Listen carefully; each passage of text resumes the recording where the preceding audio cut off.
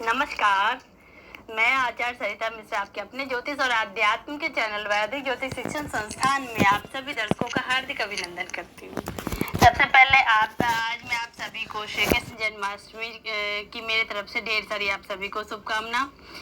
तो चलिए आज के इस कार्यक्रम में मैं आपको श्री कृष्ण जन्माष्टमी इस साल कब रहने वाला है, इसका शुभ मुहूर्त क्या रहने वाला है, इसकी क्या पूजा विधि है, भगवान श्री कृष्ण को प्रत्येक राशि के अनुसार कौन से भोग लगाने से श्री कृष्ण का भगवान श्री कृष्ण का आशीर्वाद प्राप्त होगा, और भगवान श्री कृष्ण से जुड़े 56 भोग का क्या रहस्य है, और इसके साथ ही इस दिन हमें क्या करना चाहिए और क्या नहीं करना चाहिए, इन सभी के बारे में मैं आज आपको विस्तार से जानकारी दूंगी। तो कार्यक्रम आप सभी के लिए बहुत ही खास है, तो मेरे इस कार्यक्रम में अंत तक बने रहिएगा।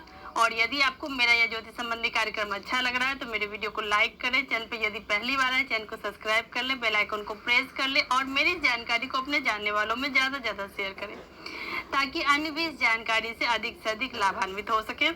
और यदि किसी को अपनी कुंडली मुझसे एनालाइज करवानी हो तो मेरे मोबाइल नंबर 8383904847 पे कॉल करके मुझसे अपनी कुंडली एनालाइज करवा सकते हैं। मैंने ज्योतिष के क्षेत्र में वैदिक ज्योतिष, पामिस्ट्री, न्यूमरोलॉजी, टैरो, वास्तु, फिजिटिंग, जेमिनोलॉजी, एडवांस प्रेडिक्टिव एस्ट्रोलॉजी, वास्तुशास्त्र, रेमेडियल कोर्स, इन सभी विषयों का मैंने अध्ययन कर रखा है और लगभग इस क्षेत्र में मैं 10-12 साल से लोगों को सेवा दे रही हूँ। तो चलिए हम जान लेते हैं कि इस साल कृष्णाष्टमी में क्या सब खास होने वाला। आइए जानते हैं विस्तार से। हिंदू मान्यताओं के अनुसार ऐसा माना जाता है कि भाद्रपद के कृष्ण पक्ष की अष्टमी तिथि के दिन जब रोहिणी नक्षत्र था तो इसी दिन प्रभु श्री कृष्ण का जन्म हुआ था। ऐसे में हर साल भादो के महीने में श्री कृष्ण पक्ष की अष्टमी तिथि को कृष्ण जन्माष्टमी या जिसे कृष्ण जन्मोत्सव भी कहते हैं पूरी धूमधाम के साथ मनाया जाता है पूरे देश में। इस साल कृष्ण जन्माष्टमी का यह पावन पर्व 18 अगस्त और 19 अगस्त के दिन मनाया जाएगा। श्री कृष्ण के भक्तों के लिए यह दिन बेहद ही खास और महत्वपूर्ण और खुशियों से भरा रहता है। इस दिन हर कोई व्यक्ति तरह तरह के पूजा अनुष्ठान करके प्रभु श्री कृष्ण की प्रसन्नता हासिल करना चाहता है। तो आज हम जानेंगे कि कौन से उपाय करने से भगवान श्री कृष्ण की प्रसन्नता अपने आशीर्वाद को प्राप्त कर हम अपने जीवन को और भी ज्यादा सुखद बना सकते हैं। इस क्रम में सबसे पहले जान लेते हैं कि इस बार श्री कृष्ण जन्माष्टमी की शुभ तिथि और शुभ मुहूर्त क्या रहने वाला। आइए जानते हैं इसके बारे में। हर साल की तरह इस बार भी श्री कृष्ण जन्माष्टमी 2 दिन यानी कि एक दिन जिसमें वैष्णव मत के लोग इस श्री कृष्ण जन्माष्टमी का त्योहार मनाते हैं और दूसरा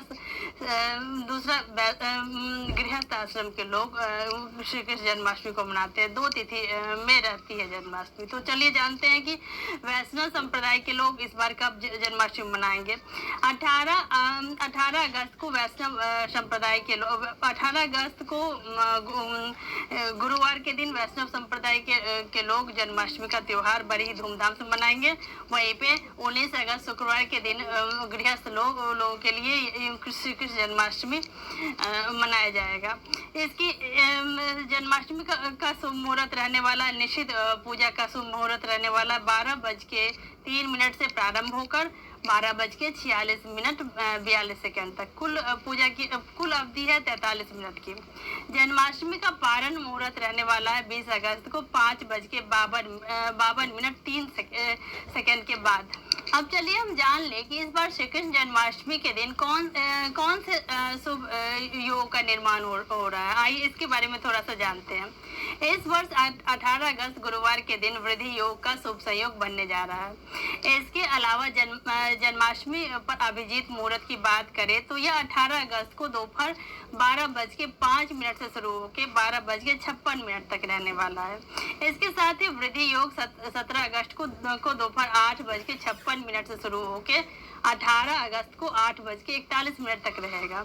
ध्रुव योग 18 अगस्त की रात 8:41 से शुरू होकर 19 अगस्त की रात 8:59 तक रहने वाला है। यानी कि इस वर्ष 18 और 19 अगस्त इन दोनों ही दिन श्री कृष्ण जन्माष्टमी मनाई जा रही है और इन दोनों ही दिनों पर शुभ योग का संयोग बनने वाला है। अब हम जान लेते हैं कि श्री कृष्ण जन्माष्टमी की पूजा में किन मंत्रों का विशेष महत्व है, किन मंत्रों का जाप करके हम भगवान श्री कृष्ण का आशीर्वाद प्राप्त कर सकते हैं। आइए जानते हैं थोड़ा सा। श्री कृष्ण जन्माष्टमी पर का हिंदू धर्म में बेहद ही महत्व बताया गया शास्त्रों में। इस दिन लोग श्री कृष्ण भगवान का आशीर्वाद अपने जीवन में प्राप्त करने के लिए पूजा पाठ करते हैं। साथ ही बहुत से लोग इस दिन व्रत भी करते हैं और इस दिन की पूजा रात में की जाती है। सिर्फ इतना ही नहीं, कहते हैं कि जिन लोगों की कुंडली में चंद्रमा कमजोर होता है उनके लिए कृष्ण जन्माष्टमी का व्रत किसी वरदान से कम साबित नहीं होता है। इसके अलावा संतान प्राप्ति के लिए भी यह व्रत बेहद ही खास और फलदायी माना जाता है। तो हम जान लेते हैं कि कृष्ण जन्माष्टमी पर इस बार आप किन मंत्रों का जाप करके भगवान श्री कृष्ण का आशीर्वाद प्राप्त कर सकते हैं। ये इस क्रम में सबसे पहला मंत्र है ओम कृष्णाय नमः। दूसरा मंत्र है ओम नमो नारायणाय नमः। तीसरा मंत्र है ओम नमो भगवते वासुदेवाय नमः। इन मंत्रों में से आप किसी भी एक मंत्र का स्पष्ट उच्चारण के साथ पूरी श्रद्धा भक्ति के साथ 108 तुलसी की माला से जाप कर सकते हैं। ऐसा करने से आपको ईश्वर का आशीर्वाद अवश्य प्राप्त होगा। अब हम जान लेते हैं कि जन्माष्टमी की पूजा में किन चीजों को हमें शामिल करना चाहिए, नहीं तो कृष्ण भगवान की यह पूजा अधूरी रह जाएगी। आइए वो कौन सी चीज है जिसको इस श्री कृष्ण जन्माष्टमी में शामिल करना बहुत ही आवश्यक है। इस क्रम में किसी भी पूजा में कुछ विशेष सामग्री या चीजों को शामिल करने का अलग ही महत्व होता है। कहते हैं कि अगर कथित पूजा में उन वस्तुओं को ना शामिल किया जाए तो व्यक्ति को कई बार पूजा का पूर्ण फल प्राप्त नहीं हो पाता है। ऐसे में कृष्ण जन्माष्टमी के इस पावन पर्व पर आप किसी भी चीज को चूक न हो जाए, इसके लिए आप आइए जानते हैं कि वो कौन सी चीज है जिनको शामिल करके हम भगवान श्री कृष्ण का आशीर्वाद प्राप्त कर सकते हैं। इस क्रम में सबसे पहला है भगवान श्री कृष्ण के लिए बांसुरी। इस दिन पूजा में बांसुरी अवश्य शामिल करें, क्योंकि बांसुरी न केवल श्री कृष्ण की सबसे प्रिय वस्तु है बल्कि सरलता और मिठास का प्रतीक भी माना जाता है। इसके अलावा इस दिन भगवान श्री कृष्ण के साथ गाय की मूर्ति को अवश्य ही रखें। भगवान श्री कृष्ण के लिए बनाए गए भोग में तुलसी अवश्य ही डालें। इस दिन पूजा में मोर पंख अवश्य शामिल करें। मोर पंख खुशहाली, सम्मोहन और भव्यता का प्रतीक माना गया है। इसके अलावा इस दिन पूजा में माखन मिश्री भी अवश्य शामिल करें। माखन मिश्री लड्डू गोपाल को बेहद प्रिय भोग है। जन्माष्टमी के दिन श्री कृष्ण के बाल स्वरूप को समर्पित होता है। ऐसे में इस दिन की पूजा में एक छोटा सा पालना या झूला अवश्य शामिल करें। वैजंती माला श्री कृष्ण भगवान धारण किए हुए रहते हैं, इसीलिए श्री कृष्ण जन्माष्टमी की पूजा में वैजंती माला उन्हें अवश्य ही चढ़ाएं। इसके अलावा घंटी, राधा कृष्ण की तस्वीर, कौड़ियाँ और पीले और चमकीले वस्त्र पूजा में अवश्य शामिल करें। भगवान श्री कृष्ण को नारायण का 8वां अवतार माना जाता है। कहते हैं कि जिसने प्रभु श्री कृष्ण को प्रसन्न कर लिया, उनके जीवन में कभी धन धान्य सुख समृद्धि की कोई भी कमी नहीं रहती है। तो आइए जान लेते हैं कि भगवान श्री कृष्ण की प्रसन्नता प्राप्त करने के लिए प्रत्येक राशि के अनुसार हमें किस प्रकार से भगवान श्री कृष्ण को पूजा अर्चना करना चाहिए। आइए जानते हैं। इस क्रम में सबसे पहले मेष राशि के जातकों को भगवान श्री कृष्ण को लाल रंग के वस्त्र पहनाने चाहिए और माखन मिश्री का भोग अर्पित करना चाहिए। वृषभ राशि के जातक चांदी के वर्क से भगवान श्री कृष्ण का श्रृंगार करें और उन्हें माखन का भोग लगाएं। मिथुन राशि के जातक भगवान श्री कृष्ण को लहरिया वस्त्र पहनाएं और दही का भोग अर्पित करें। कर्क राशि के जातक श्री कृष्ण भगवान को सफेद वस्त्र पहनाएं और दूध और केसर का भोग अवश्य अर्पित करें।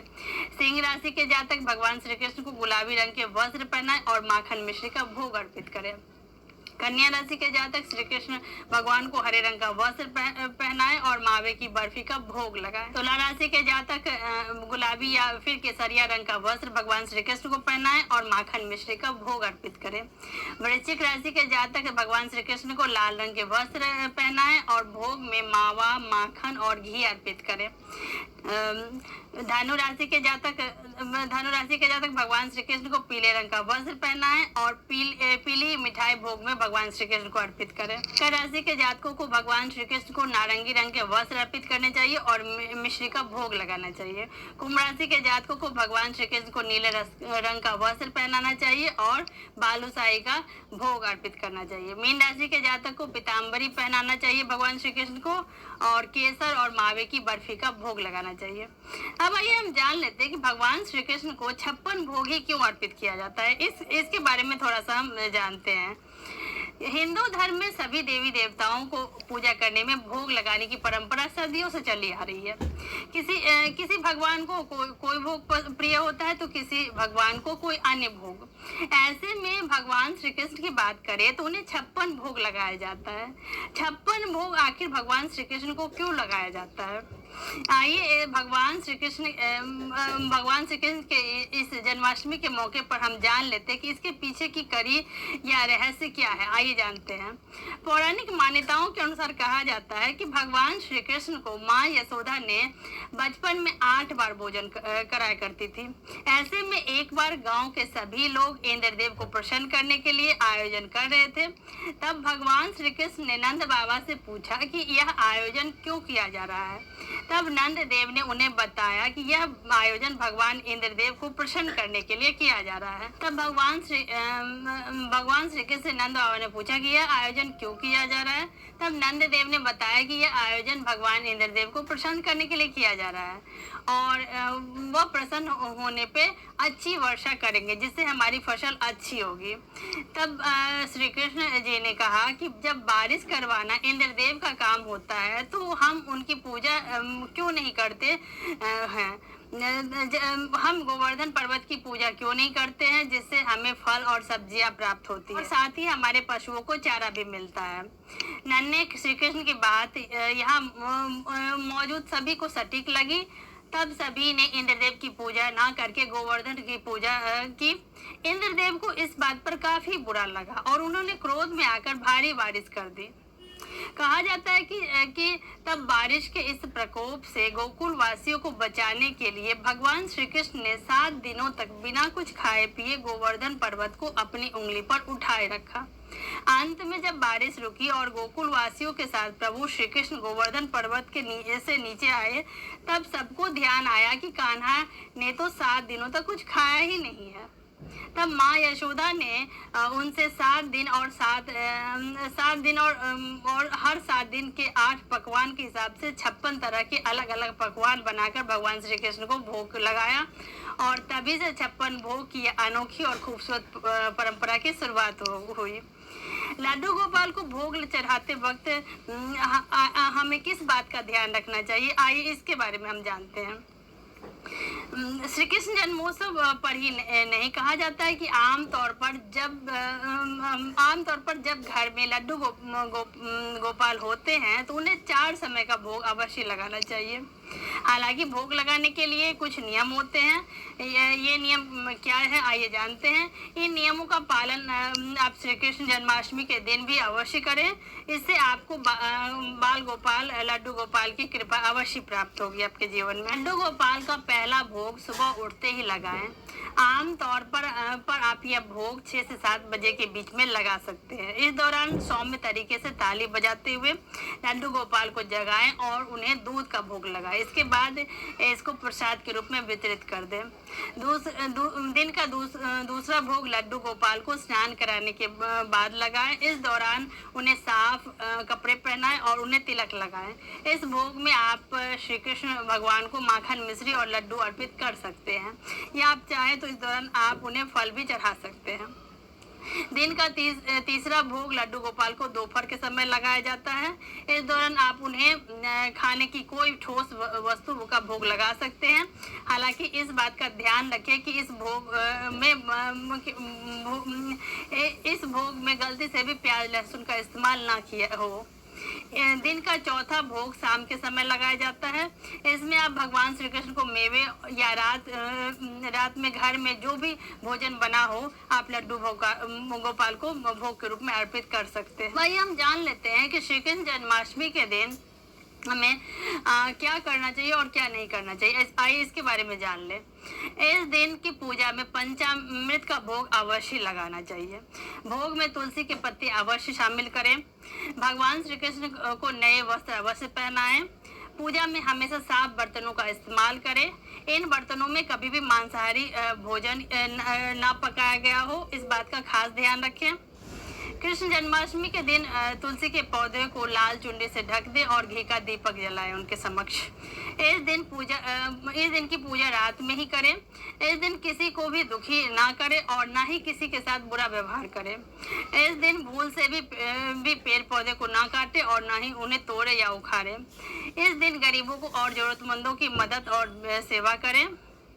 श्री कृष्ण जन्माष्टमी के दिन महालक्ष्मी की पूजा अवश्य करें। तो इसी के साथ ईश्वर का आशीर्वाद हम सभी के ऊपर ऐसे ही बना रहे। आप सभी स्वस्थ हो, प्रसन्न हो, आनंदित हो। धन्यवाद।